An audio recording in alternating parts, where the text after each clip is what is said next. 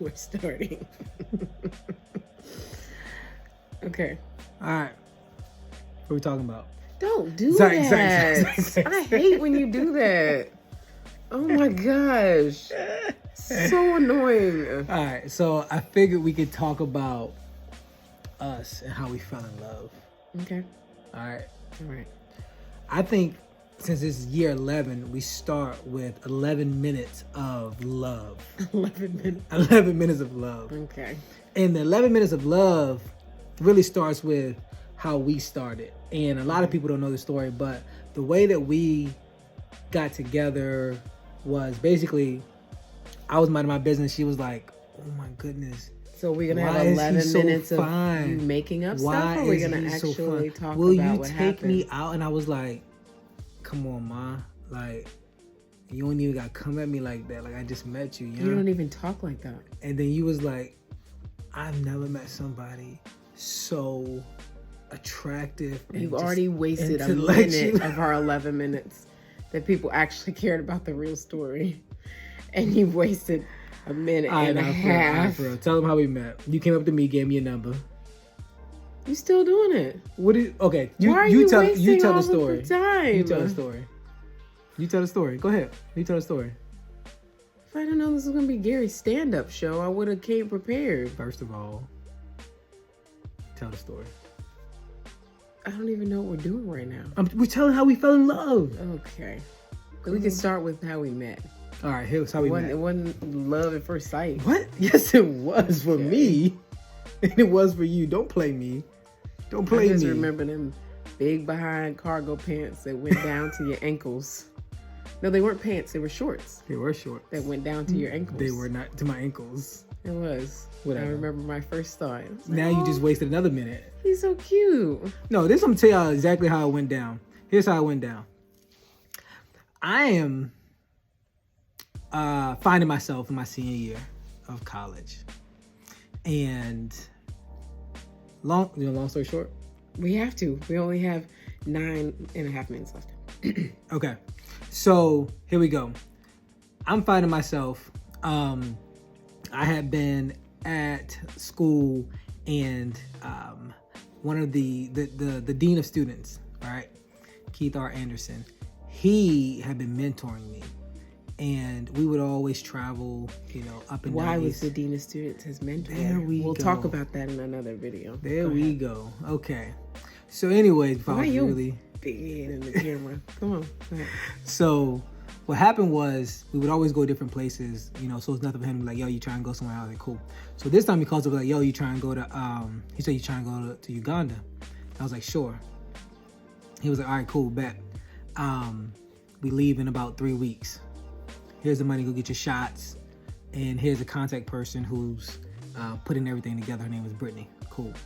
So fast forward in the story, we about to go on a trip, and we get to the house, and we're about to leave for DC to catch the plane. And then I see her. What? Then I see her. I saw her. Where's this going? And I was like, dang. You had seen me once before. She looked stuck up. What? You did, because I had to ask you about the shots. You got your shots the day we left? Oh, yeah. What happened? That's how you know you're making it up. Go ahead, what happened? It's not even the truth. I skipped it.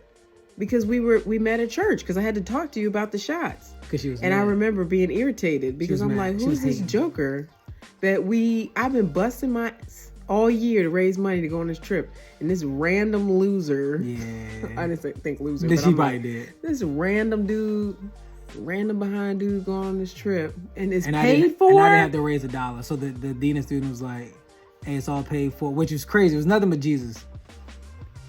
Jesus was like, hey, I really, really want to get a hold of my son. But that comes later in the story. So this trip is paid for. I didn't have to raise $1. And I start, and then, so then we fast forward. We go on a trip, and we see each other, but she was real stuck up. And he always wants to say that part of the story. You were. It's really important because I didn't think that she was ever going to be interested in me. And I don't know what you mean by stuck up, but whatever. You wasn't talking to me. I did talk to. I was quiet. I didn't know you. What, you want me to be all in your face? That's what he was used to. These you gonna go there? I won't call them chicken heads, but that's what he was used to. Girls being all in his face. It wasn't his face. It was just, we're going on a trip. I'm about the business. We going to do ministry. I ain't worried about you. Ministry, huh? Ministry. But that was the whole point of the trip. You was in my face once we got on. Okay. Because you wooed me. Okay. So I wooed her. So fast forward, we get on this trip, and it's but crazy. I did think, I was like, oh, he's cute. And I looked down his legs. I said, dang, he's short. See, I did think that. Shallow. But, She's shallow. are you done? So we get on. We get to the airport, and it was funny because it was me and her, and then Pastor Keith and First Lady. The short of it is, we were the only two people basically under 40 on the trip. Yeah, no, you skipping.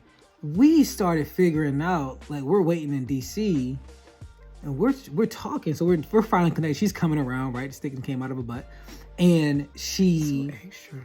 we started talking about, like, oh, you know this person. Oh, because mind you, we're at Liberty. There's not that many black people. All the black people know every black person, right? But we didn't know each other. But when we were talking, we were like, oh, you know this person? You know this person? I know this person. I know B. I know all that, right? So then we was like, oh, wait. You was in spring break in Florida? You was in Miami? Was it Miami? Mm-hmm. Yeah, I'm realized, still annoyed about you saying I have a stick on my butt. It's so extra. You mad because I was talking about you being short, but that's neither here nor there. You know what? We trying to vibe right now. We not, because you coming for me, but whatever. Go ahead. So what happens next? So basically the trip was a great trip, but we talked a lot, hung out a lot, and it was almost like a overnight friendship. It was a very natural connection. Mm-hmm. Felt like I'd known him forever. And halfway through the trip, week two, people like started asking, so like, how long have y'all been together? We like, well, we're not together. We barely friends. We just met. So that would happen often. But it was such a natural friendship. Even I remember messaging my brother or texting my brother something like, man, I just met this guy. He reminds me so much of hanging out with you. Like, it was just very natural. So fast forward. We get stuck in Uganda and Kenya for extra days because British Airways had went on strike. So by this point, it's like almost week 3. And by then, I think there was some sparks in the air. There was little hearts around our heads. Like, Uganda does something to you. Masai Mara, Kenya, the motherland, it does something to you. So, yeah, we kind of started like, mind you, like, it's like we going days without showering. Days. It's real, like, we didn't see each other in the same 4 outfits. Rotating. I'm in a wash and go, except there's no washing. Just going. So from there, we was like, man, I'm really starting to dig her. Like, I'm really starting to feel like this is wifey. Everything about her, right? But what really got me, what really set her apart from other women that I had been with was just her pure relationship with Jesus. So, right, you're on a mission trip.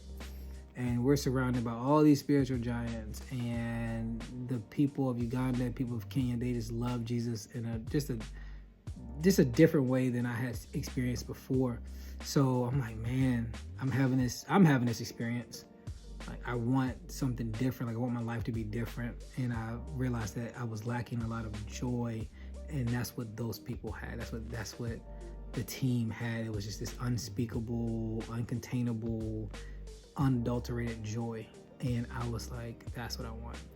So I had seen her, and it's her heart for Jesus, her heart for people, and it was just something just super attractive about it. And it wasn't based on what I would normally base relationships off of. So for me, I was so often I would see, you know, girls, women fall for these guys, and they're with them for a few years, whatever. Then before you know it, these guys treat them like dirt. And I noticed it was a pattern. It was like, I've seen this, I've experienced it. And I was like I want somebody who treats people well. Because when our relationship is old, I want to know he's still going to treat me with care. So the things I noticed about him was, you know, if you got a crush on somebody, you going to, you know, like he was like carrying people's bags and, you know, helping, you know, it would be nothing for me to be like, oh yeah, he into me. Because he'd be like, oh, I'm trying to carry my bags, whatever. But he didn't just do that for me. He did it for like the 65-year-old women that were on our trip. He did it whenever Pastor Anderson needed help. Like, and he jumped to do for other people, like help. So the same energy he gave me, I saw him give everybody else. And, you know, some people could be like, oh, you know, he's not into me because he not doing nothing extra special for me. I was like, I already knew he was kind of into me. I don't need to see you do extra for me, because I know the extra fades when this is old. I want to see what you do with everybody else. And that's what I saw. I was watching him. I was like, okay. All right. Noted. But we're at our 11 minutes. Oh, dang. So that was really how we met. That's how we met. And that's how the seeds of love were planted. Part 2.